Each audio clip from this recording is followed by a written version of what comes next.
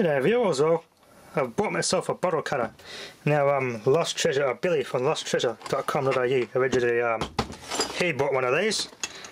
So I decided to grab one myself too. So how cool will it be to cut bottles in half and make drinking glasses and stuff like that. The actual cutting tool itself is detachable, so I can cut any old random bit of glass. And I was thinking, I've got a bit of a glass window for my photo frame. I'm going to cut that and yeah, make a proper glass window for my Chamberlain and hook them watt-hour meter. So I could get that all restored with a proper glass window. Pretty easy, just use that little tool, cut it in hot water, and cold water will shock it and it separates. Then buff it. Quite simple. Let's go get a bottle and test it out. Okay viewers, these instructions are quite simple and very straightforward. Pretty straightforward. Then you've got to get the blade perfectly 90 degrees. You can see I started the score there. You set your bottle height, get this 90 degrees perfectly straight. The common things that can happen if you mess up. So you gotta get this thing and hold it tight. See if I can do this on camera. I'll set the little redneck tripod up and get in a good position. See if we can see if I can get this right the first time. Okay. Basically you go like that. And press the cutting edge into the bottle.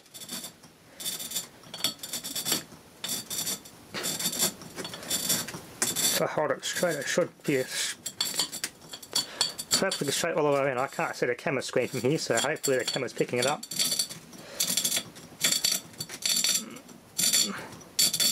Yep, I'm pretty darn straight here. It's just amazing. Never thought glass cutting would be so much fun. There you go, look at that, perfectly straight. Now what you do, you get the bottle warmed up on it. There you go, I got it out of the way of the camera for a second there. But there you go, it's perfectly straight score mark. And then what you do, you warm it up under hot water, and then shock it. Thermal shock or cold water in it. This is, because they expand at a different rate, this will split here. And the sandpaper that actually comes with to smooth out the edge, just AA120 size or grade sandpaper. Alright. Let's give it a shock under the tap and see how well it works. Okay viewers, I've got this vintage Linda kettle from 1991. Aussie made one. And it's bloody quiet. It's a lot quieter than the bloody modern kettle. I'm impressed. There's no water turbulence or temperature change noise in there at all. It's a lot quieter than a modern kettle. Definitely working. I'll get this up to boiling point. Hopefully this should crack the bottle first time. So let's see how it goes. Yeah, one critical thing I forgot. Oil the darn blade. The blade isn't damaged, thankfully. It comes with 6 blades, so any low oil will do, so some silicone spray. Supposed to have done this before the scoring, but got a little bit too ahead of myself there.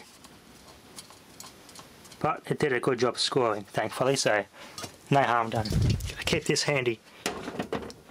Alright, now this should work. Okay viewers, let's get this thing cooked up.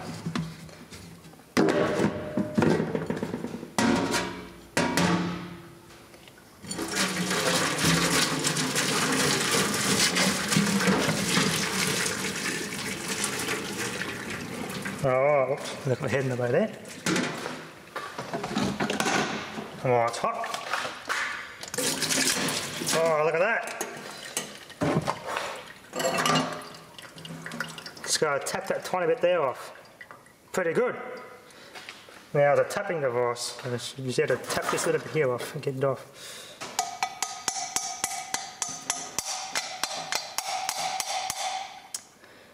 Oh, a cracked all the way down there. See, there's a crack all the way down there. But not bad for a first attempt.